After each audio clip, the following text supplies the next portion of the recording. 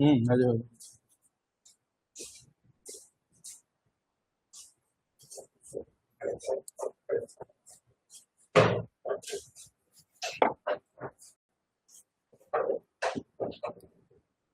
अर्पणा, अस्मिता, अमृता, आवाज आ रही है? मैसेज करना। आवाज क्लियर आ रही है? मैसेज करो।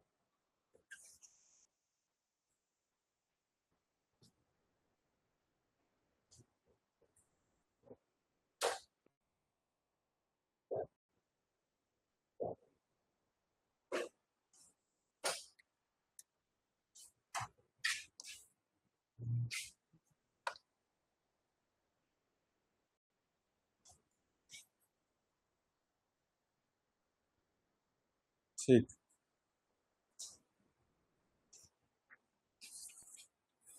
तो कल हम डिस्कस कर रहे थे इन्वेस्टमेंट डिसीजंस। ठीक है। Investment decision.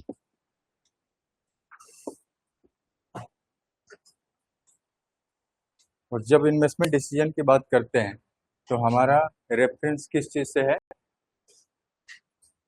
Investment in long term asset और investment in short term asset. ठीक है। लॉन्ग टर्म एसेट यानी फिक्स्ड एसेट, और शॉर्ट टर्म एसेट यानी करेंट एसेट। ठीक है, क्लियर है? तो यहाँ तक हमने बात किया था, और इसके अलावा और भी हमने फर्दर डिस्कस किया था कि लॉन्ग टर्म इन्वेस्टमेंट में क्या क्या चीज़ें होती हैं।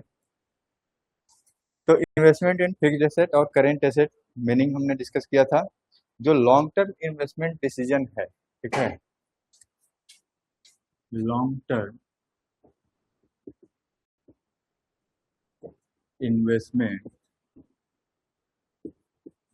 डिसीजन है, इसको हमने दूसरे शब्दों में कैपिटल बजटिंग कहा था। ठीक है, capital budgeting.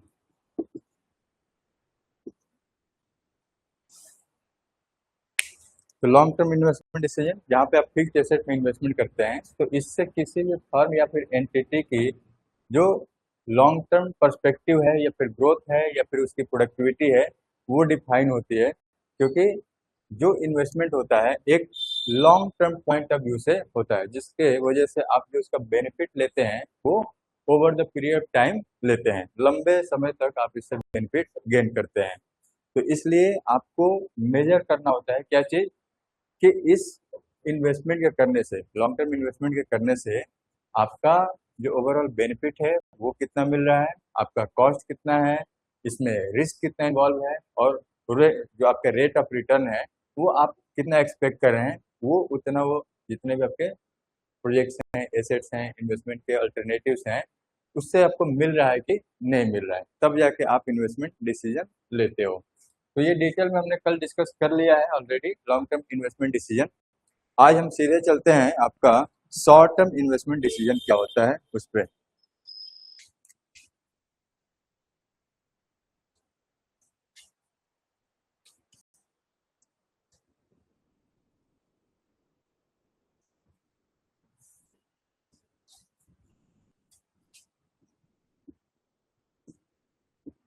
Short term investment decision, इसको हमने दो और नाम दिया था, कौन कौन सा?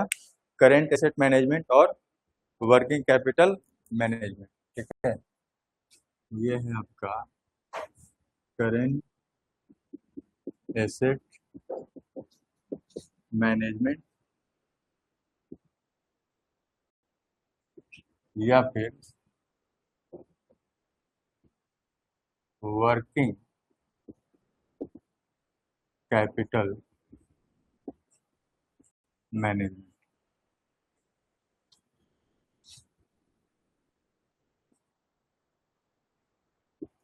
चलो शॉर्ट टर्म इन्वेस्टमेंट डिसीजन समझ लेते हैं। इसमें जो इन्वेस्टमेंट डिसीजन लिया जाएगा किसी भी फर्म या फिर बिजनेस के द्वारा, वो किससे रिलेटेड होगा, कि करेंट एसेट को कैसे मैनेज किया जाएगा। करेंट एसेट यानी आपका चाहे स्टॉक ऑफ इन्वेंट्री हो, या फिर आपके डेट हो, प्रीपेड एक्सपेंसेज हो, या फिर शॉर्ट टर्म आपके मार्केटेबल सिक्योरिटीज हो, कैश इन हैंड हो, या फिर कैश एट बैंक हो, ये सारी चीज़ें क्या है, करेंट एसेट है जिसको आप विद इन 1 ईयर कैश में कन्वर्ट कर लेते हो, ठीक है। चाहे आपके डेटर्स हैं वो भी आपके करेंट एसेट के अंदर ही आते हैं। तो करेंट एसेट को मैनेज करना बहुत ही इम्पोर्टेंट होता है, क्योंकि शॉर्ट टर्म में किसी फर्म का बिजनेस का सरवाइव करना उतना ही इम्पोर्टेंट है जितना उसको लॉन्ग टर्म में सरवाइव करने के लिए चाहिए होगा। यानी शॉर्ट टर्म में अगर कोई फर्म या बिजनेस सरवाइव करता है तो जाहिर सी बात है कि लॉन्ग टर्म में भी वो क्या करेगा, सस्टेन कर लेगा, सरवाइव कर लेगा। तो लॉन्ग टर्म सर्वाइवल डिपेंड करता है किस पे, शॉर्ट टर्म सर्वाइवल पे। तो इसलिए आपको करेंट एसेट सही तरीके से मैनेज करने की जरूरत होती है। तो यहाँ पे जो आपको फाइनेंशियल मैनेजर है उनको क्या करना पड़ता है, जो भी एग्जिस्टिंग एसेट्स हैं, एग्जिस्टिंग एसेट कौन सा, हम करेंट एसेट की बात कर रहे हैं, उसको एफिशिएंट तरीके से मैनेज करना पड़ता है, तभी जाके आपका लॉन्ग टर्म सर्वाइवल होगा। क्योंकि लॉन्ग टर्म सर्वाइवल के लिए जो प्री रिक्विजिट है वो क्या है, शॉर्ट टर्म सर्वाइवल, ठीक है। तो अब यहाँ पे जो शॉर्ट टर्म इन्वेस्टमेंट है इसमें हम एक ट्रेड ऑफ की बात करते हैं, ठीक है। ट्रेड ऑफ की बात करते हैं, कौन से ट्रेड ऑफ की बात करते हैं, इसका मतलब क्या है समझ लेना। यहाँ पे ट्रेड ऑफ, दो चीजों के बीच में हम ट्रेड ऑफ करते हैं या फिर बैलेंस करते हैं, प्रॉफिटेबिलिटी एंड लिक्विडिटी। क्या है, profitability and liquidity, profitability versus liquidity. अब दोनों का मतलब समझो। जो आपका इन्वेस्टमेंट है वो एप्रोप्रिएट होना चाहिए, ठीक है, बैलेंस्ड होना चाहिए। जो इन्वेस्टमेंट किसमें, शॉर्ट टर्म एसेट या फिर करेंट एसेट में न बहुत ज्यादा होना चाहिए न बहुत कम होना चाहिए। आप ऐसे समझ लो कि आपके पास स्टॉक है, इन्वेंट्री है, गुड्स है। तो स्टॉक आपके पास बहुत ज्यादा भी नहीं होनी चाहिए और बहुत कम भी नहीं होनी चाहिए। बहुत ज्यादा होगा तो क्या होगा, आपका इन्वेस्टमेंट अननेसेसरी जो एक्सेस इन्वेंट्री है उसमें क्या हो जाएगा, ब्लॉक हो जाएगा। यानी आपने एक्सेस इन्वेंट्री मेंटेन कर लिया तो उसमें जो फंड है वो ब्लॉक हो गया, तो उससे कोई आपको बेनिफिट या रिटर्न नहीं मिलेगा, समझ रहे हो। और एट द सेम टाइम अगर आपके पास इन्वेंट्री या फिर स्टॉक की जो क्वांटिटी है या फिर वॉल्यूम है आपने कम मेंटेन किया तो उसका इम्पैक्ट क्या आएगा, अगर कोई कस्टमर आएगा तो एट द मोमेंट अगर आपके पास स्टॉक नहीं रहेगा तो सप्लाई नहीं कर पाओगे। तो अब इस एग्जांपल से हम क्या देख रहे हैं कि प्रॉफिटेबिलिटी पे आपका इम्पैक्ट पड़ेगा। कैसे, अगर आपने एक्सेस इन्वेंट्री मेंटेन कर लिया तो आपका फंड उसमें ब्लॉक हो गया, वो कहीं और इन्वेस्ट करके उस पर रिटर्न लेके आ सकते थे। और अगर आपने इन्वेंट्री कम मेंटेन किया तो उसकी वजह से वो अपॉर्चुनिटी आप मिस करोगे, जो कस्टमर आएगा वो वापस जाएगा, तो प्रॉफिटेबिलिटी पे इम्पैक्ट आएगा।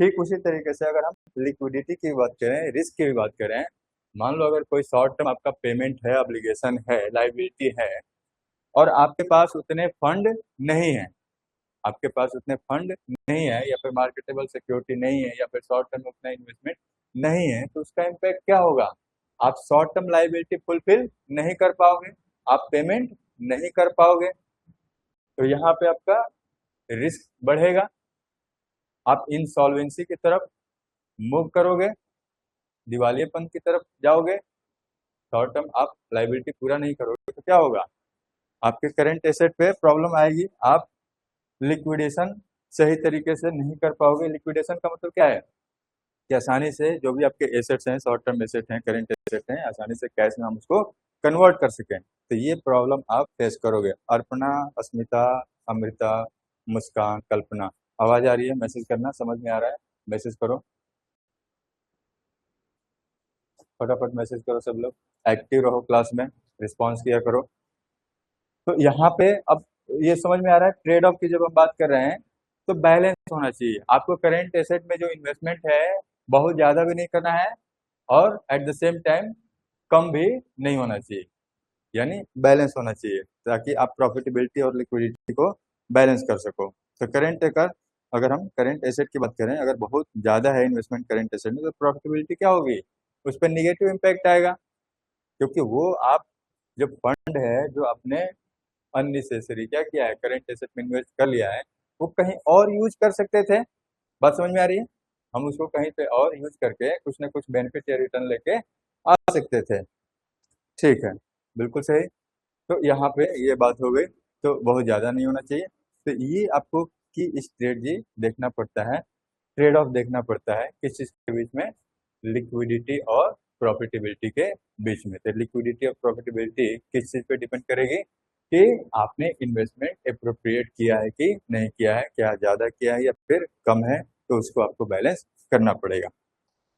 तो शॉर्ट टर्म इन्वेस्टमेंट डिसीजन, ठीक है, ये आपके मेजर डायमेंशन की हम बात करें कि शॉर्ट टर्म इन्वेस्टमेंट डिसीजन के मेजर डायमेंशन कौन है, तो क्या बताओगे?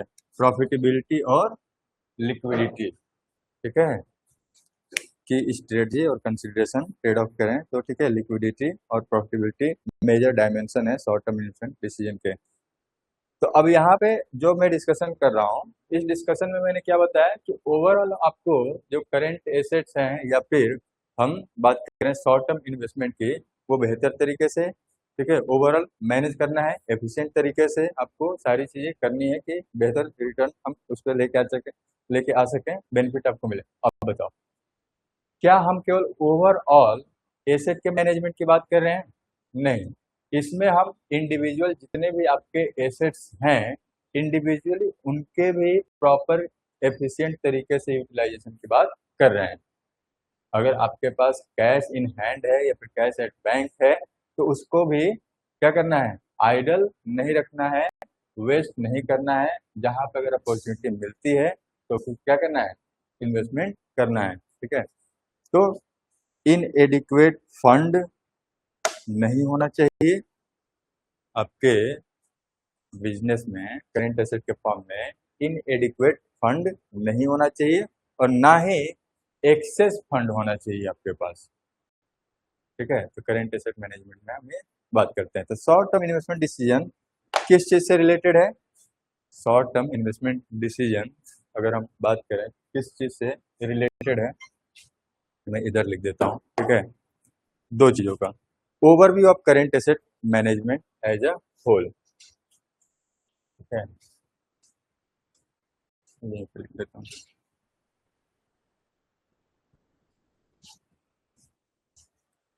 Overview overview of current assets, overview of current assets management as a whole.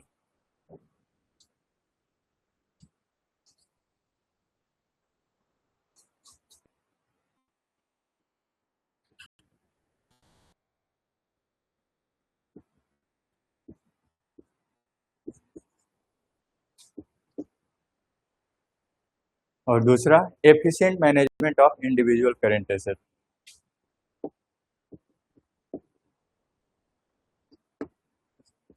Efficient management of individual current assets.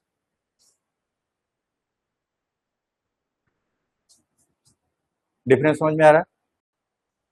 जब करेंट एसेट मैनेजमेंट की बात कर रहे हैं, शॉर्ट टर्म इन्वेस्टमेंट डिसीजन की बात कर रहे हैं, तो ये इन्वेस्टमेंट डिसीजन किस चीज से रिलेटेड है? करेंट एसेट को मैनेज करने से रिलेटेड है। तो करेंट एसेट को जब आप मैनेज करोगे तो आप एक ओवरऑल मैनेजमेंट की बात करोगे कि सारा हमारा करंट एसेट जो मैनेजमेंट है वो सही तरीके से चल रहा है कि नहीं चल रहा है। ओवरऑल इन टोटालिटी हम बात कर रहे हैं कि सारे एसेट्स आपके प्रॉपर तरीके से यूज होने चाहिए, ठीक है। और दूसरी तरफ हम बात कर रहे हैं कि जो आपके इंडिविजुअल जो एसेट्स हैं, इंडिविजुअल एसेट्स हैं, उनको भी प्रॉपर तरीके से हमें यूज करना है। तो न सिर्फ हम इंडिविजुअल की बात कर रहे हैं बल्कि पूरे एसेट्स की बात कर रहे हैं। जैसे हम यहाँ पे क्लासरूम की बात करें तो हमें पूरे क्लास को मैनेज करना है और एट द सेम टाइम एक एक इंडिविजुअल स्टूडेंट को भी पर्सनली वन टू वन भी हमें क्या देखना है कि उनकी परफॉर्मेंस बेहतर हो रही है कि नहीं हो रही है।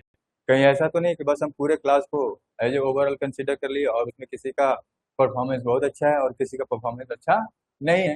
तो अब यहाँ पे हम क्या कह रहे हैं कि इंडिविजुअली सारे एसेट की परफॉर्मेंस आपकी होनी चाहिए बेहतर, और at the same time individual सबकी होगी तो फिर ओवरऑल भी आपकी होनी चाहिए। तो ओवरऑल हमें ग्रोथ पे फोकस करना है और इंडिविजुअली हर एक एसेट को हमें ध्यान देना है।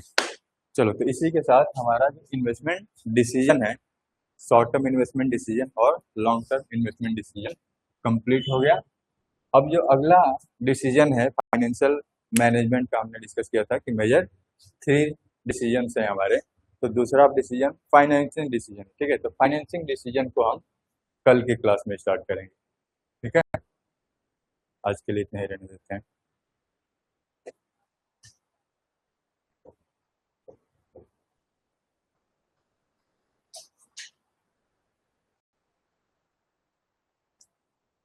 अर्पणा, अस्मिता, अमृता, मुस्कान, कल्पना, ऑनलाइन क्लास में कोई दिक्कत आ रही है? आवाज प्रॉपर आ रही है? बोर्ड पे जो लिख रहा हूँ सब दिख रहा है ना प्रॉपर तरीके से? मैसेज करो अभी कभी फटाफट।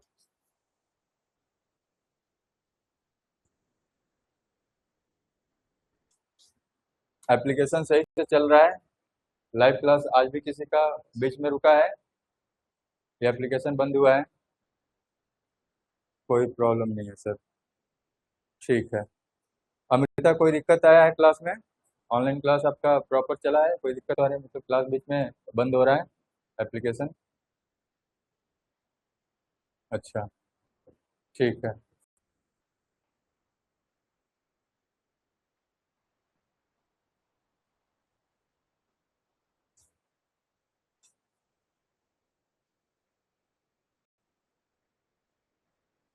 सब ठीक है, ठीक है, बढ़िया, कोई दिक्कत नहीं है। मिलते हैं कल की क्लास में, ठीक है। कल अगला हम टॉपिक डिस्कस करेंगे फाइनेंसिंग डिसीजन। ऑनलाइन क्लास में जितने स्टूडेंट हैं ये बताओ, तुम लोगों ने बुक लिया है कि नहीं लिया है? बुक लिया है तो हाँ सर लिखो, नहीं लिया है तो नहीं सर लिखो। बुक पता है ना कौन सा लेना है? नहीं पता है? ये वाली बुक सभी लोग ले लेना, ठीक है। बिजनेस फाइनेंस की आप बुक ले लो, डॉक्टर एसपी गुप्ता, ठीक है। डॉक्टर एसपी गुप्ता की बुक ले लेना सभी लोग। बिना बुक का कैसे पढ़ रहे हो जी तुम लोग? हम्म? अरे सबके सब नो सर बोल रहे हैं। अभी नहीं लिए? कब लोगे भाई? 1 जुलाई से तुम लोग की क्लास चल रही है। आज 9 तारीख हो गया ना? कोई भी नहीं लिया है? बहुत धुरंधर हो तुम लोग। बुक ले लो, सभी लोग बुक ले लो, ठीक है। कल की क्लास में सभी के पास बुक होना चाहिए, बुक लेके बैठना, बिना बुक का मत बैठना। और अभी तक मैंने जितना डिस्कस किया है सारा रिवाइज कर लेना। और ये जो बोर्ड पे मैं लिखता हूँ सब नोट्स वगैरह लेके बैठते हो ना तुम लोग? लिखते हो कि नहीं लिखते हो तुम लोग? अगर लिखते हो तो हाँ सर लिखो, नहीं लिखते हो तो बोलो नो सर। चलो फटाफट टाइप करो।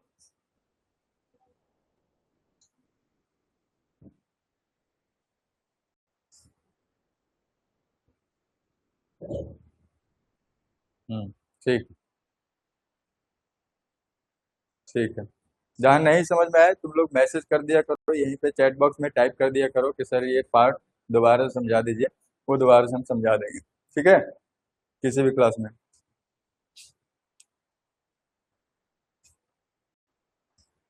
ठीक है, मिलते हैं कल की क्लास में। हम्म।